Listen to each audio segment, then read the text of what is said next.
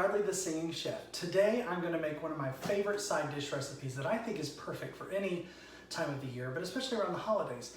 If you're tired of just regular mashed potatoes, I would love to share with you my recipe for scalloped cheesy potatoes. I think you're going to love it, so let's get started. I've already been working a little bit behind the scenes. I have some yellow gold potatoes that I'm using. You can use russet, you can use red potatoes. I love the yellow gold ones just because of their color more than anything. And I'm using this little device called a mandolin. It is not the kind that you play for a bluegrass band. It is actually a very sharp blade, but it has this little guide to guide something that you want to thinly slice. Now, if you've got amazing knife skills, you can definitely use just a regular chef's knife and thinly slice these potatoes. However, I think this device is a life and time saver when it comes to making scalloped anything or thinly sliced anything. I'm going to use about 5 or 6 of these yellow gold potatoes, about 2.5 pounds of potatoes. I've already sliced some of them. You can see I've got these pretty thin. You can almost like see through them. They're so thin. My mandolin has 3 settings on it, a 1, a 2, and a 3. I have it set on 2, which is kind of middle of the road. 3 is a thicker slice, 1 is an even thinner slice. So for the potatoes, I'm going to put this on the setting of 2. I've got a nice sturdy bowl here to put this on top of. And as I said, this is a really sharp blade, so you're going to want to be very careful. It also comes with this guard, okay? It's got all these little spike things here on it that will actually just sit onto your vegetable and stab in there to kind of keep them steady. I use the guard for myself when I get closer down towards the blade where I'm a little bit worried about safety, because I think it's a little bit easier to grip the entire vegetable once you've got the majority of it here on your mandolin until you get down towards the end, then put the safety guard on and slice the rest of the way. So let's get going. Makes very quick work of slicing through this potato. Once I get to where I've got about a quarter of the potato left, I just put that flat side down, take the guard, stab the spikes into it, and then continue scalloping until you're left with just the end, and you're going to toss that away. And you still wind up like, look, that entire potato sliced that quickly. Let's do another one just to show you. Get all the way down as far as you feel safe. These are flying out. There we go. Now we're slicing down to about 1/4. My bowl's getting full, so I need to kind of turn it. Then I'm going to leave that flat, put my safety guard, stab the spikes in, and slice the rest of the potato down until I'm down to the end and toss that away. Great, so that is 5 or 6 of those potatoes, actually 4 or 5 of those potatoes, about 2.5 pounds of potatoes. And I'm just going to set that to the side because I'm going to keep scalloping. I'm not finished quite yet. The next thing I'm going to do is I have a half an onion, which I have peeled, chopped off one end, left the root end, and divided in half. So half an onion, that's all you're really gonna need. And for that, because my mandolin has these handy dandy settings, I'm gonna actually move it up to setting 1, which will give me an even thinner slice. With the onions, you want as thin a slice as you can possibly get. That's why my personal knife skills won't do it. So that's why I use this little gadget. And they're not that expensive. This is plastic and a blade, and you can totally find these at basically any store that sells kitchen goods. You'll find one for pretty inexpensive, trust me. All right, so I've got the root end, which is where I cut down the half of the onion. So that leaves me little tiny rings of onion. And I'm gonna do the same process and very thinly slice through this half of an onion on that lowest setting that gets me the thinnest slice I can possibly get on this onion.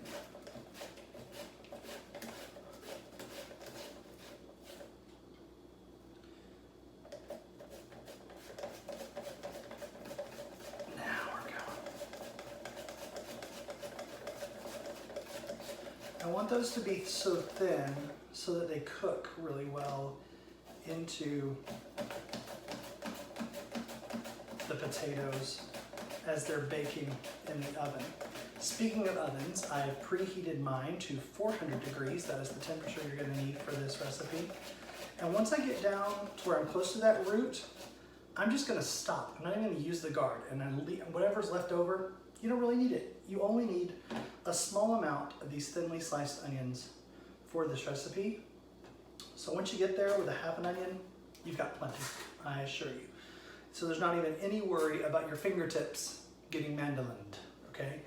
Great, so let's talk about what we're gonna do next. While I am layering this up in my baking dish, I'm going to go ahead and turn this saucepan on to about a medium-high heat, because eventually I'm going to make the cheese sauce in that. Okay, so all you're gonna do is you're gonna alternate layering these potato slices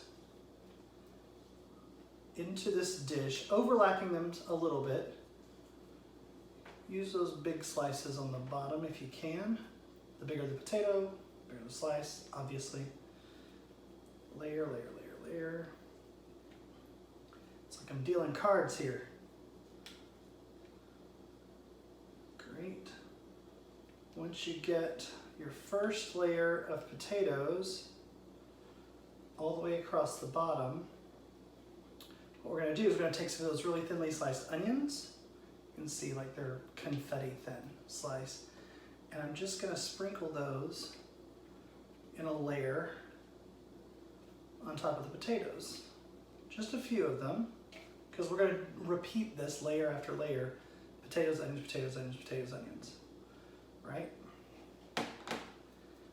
And with each layer, I'm going to do a high pinch of salt and a high pinch of pepper. Then I repeat the process. Potatoes across in a layer.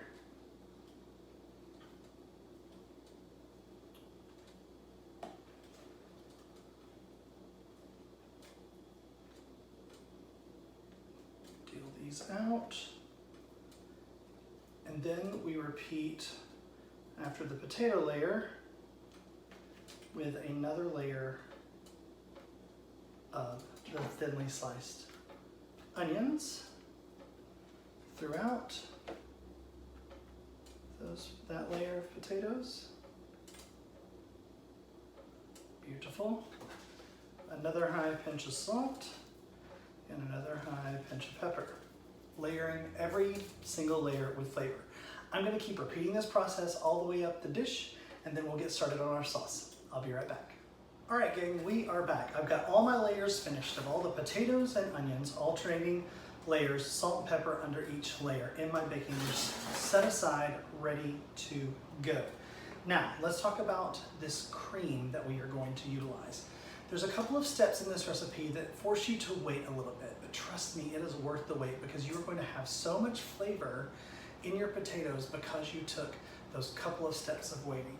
So before we get to the waiting game, let's get a little bit of mise en place done. I'm gonna smash 2 cloves of garlic just to peel them. Get that peel off. That to the side.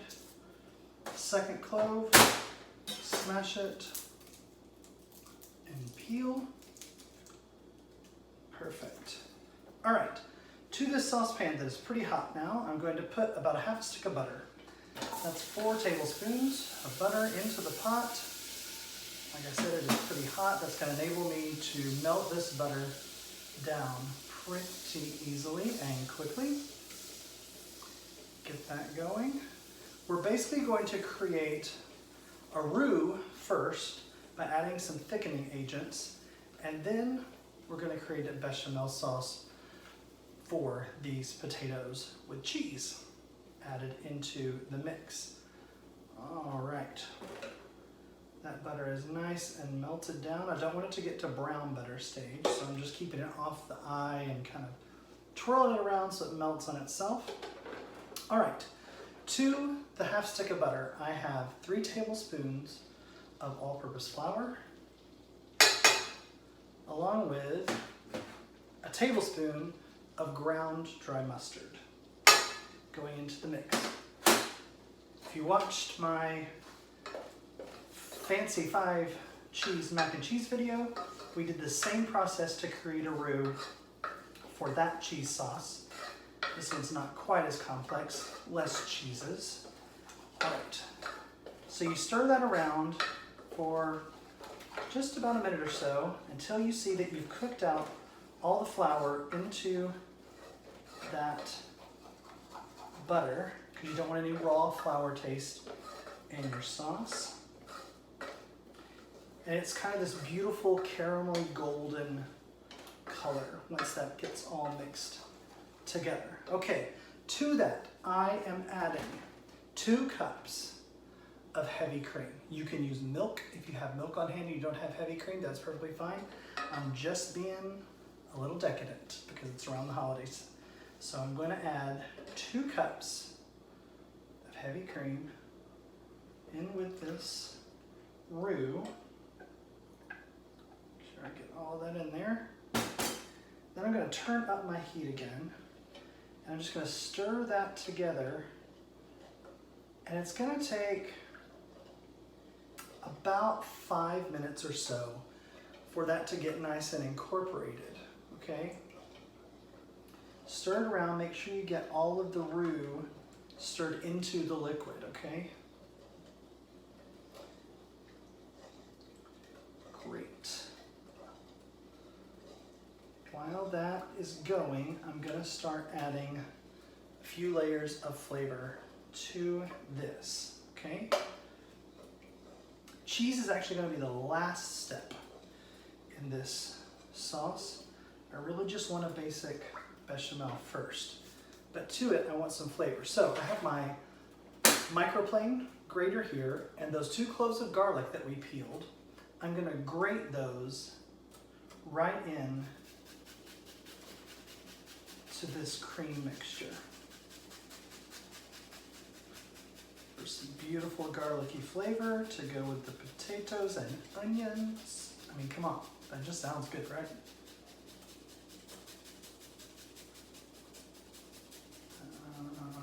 It's 1 garlic clove. Tap, tap, tap, scrape the back of your microplane to get all that in there. And do the same thing with the other clove. 2 cloves of garlic, and then I'm going to continue to stir this so that as it starts to thicken, it's not sticking to the bottom of the saucepan.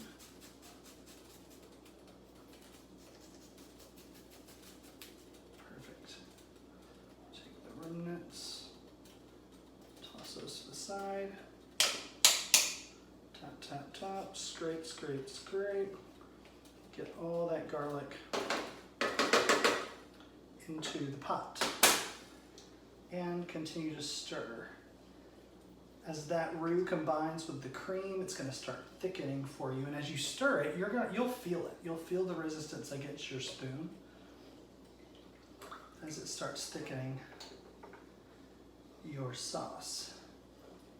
Like I said, it needs to simmer for about 5 to 6 minutes or so to kind of get to the thickness that you really want it to be.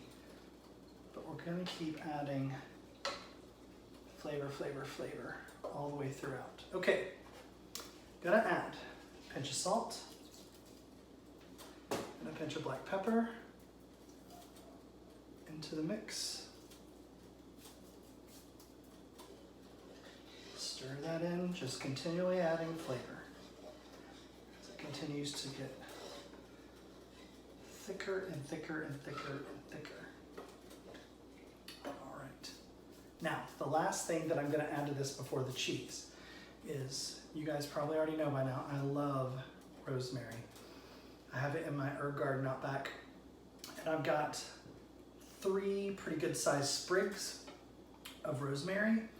And all I'm going to do is put them whole into the pot. And I want that rosemary, as I stir, to just steep like tea into this cream. Let it get to the thickness that you're just about good for, right? Awesome. I am going to let this simmer, now that I've added the rosemary, about another 3 or 4 minutes. Then I'm going to take it off the heat and let it still steep for another 5 minutes to get as much of that rosemary flavor as I can into the cream, okay? After that, we take the rosemary out, we add the cheese in, turn up the heat, get it going, and onto the potatoes it goes. I'm gonna let this continue to steep, and I will be right back.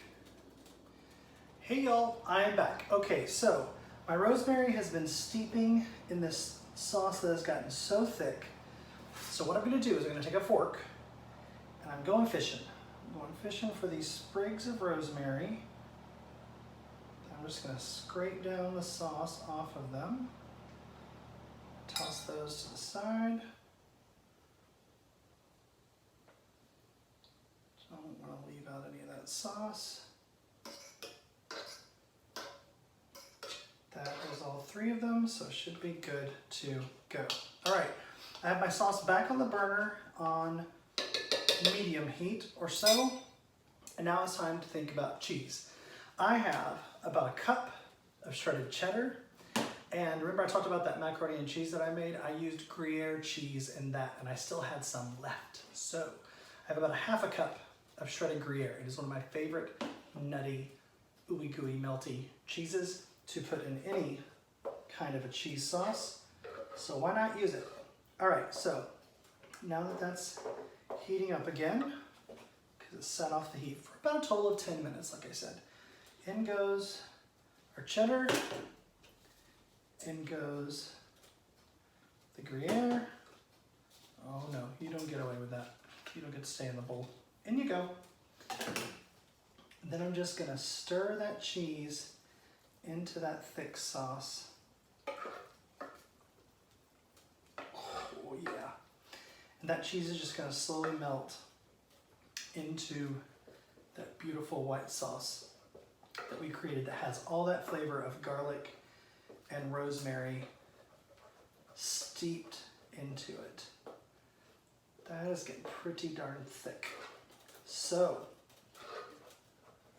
now the moment of truth.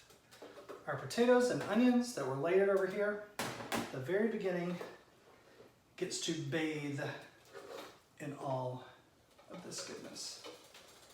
Look at this. Come on, money shot. Ooh, yes. In you go. Spread it around. Give everybody some love. That's gonna seep all around those potatoes. Yeah.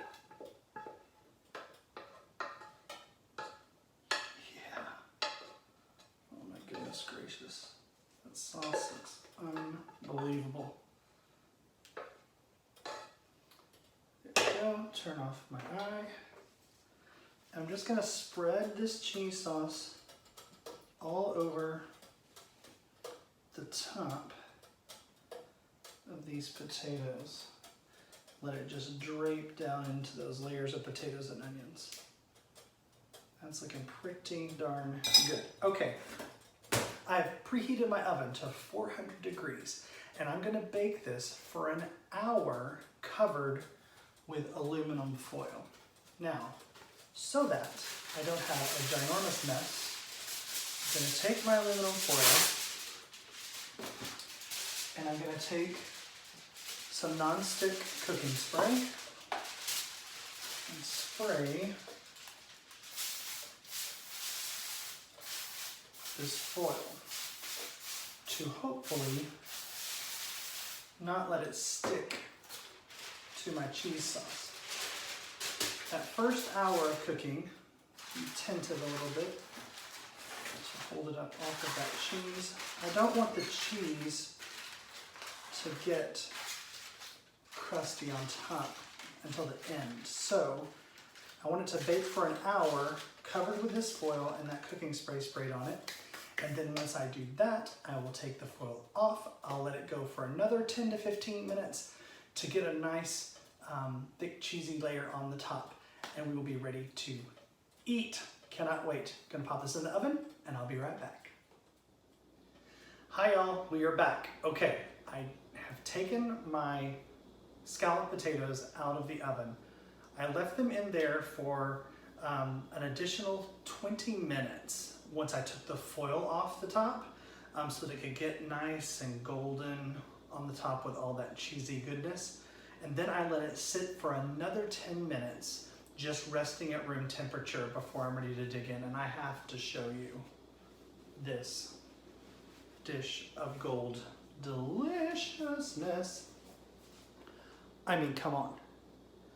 That's beautiful. Little crispy, cheesy edges are perfect.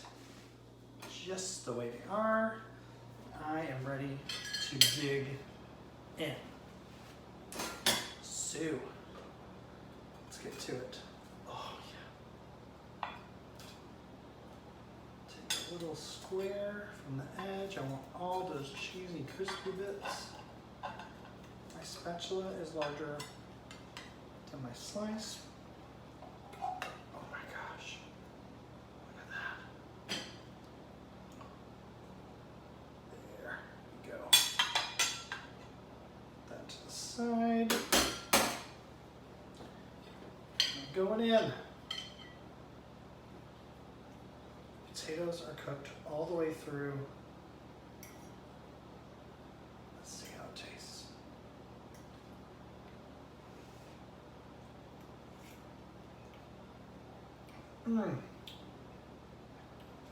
Onion and garlic flavoring those potatoes with all that salt and pepper. And it still feels, I don't know how, because we put a lot of cheese in this, but it still feels a little light. And you can taste that hint of the rosemary that's steeped in that cream with the garlic. I have to have another bite.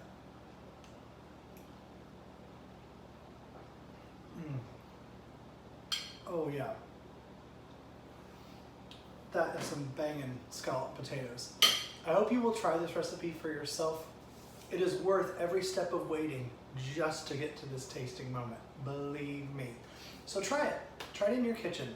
I hope you're all having a wonderful holiday season. Thank you so much for coming to Bradley the Singing Chef. I hope you're enjoying the YouTube channel. Please subscribe if you haven't already. Share and like these videos with your friends and get them to subscribe. The more the merrier, right? Eat well, love always. Bon appetit, y'all.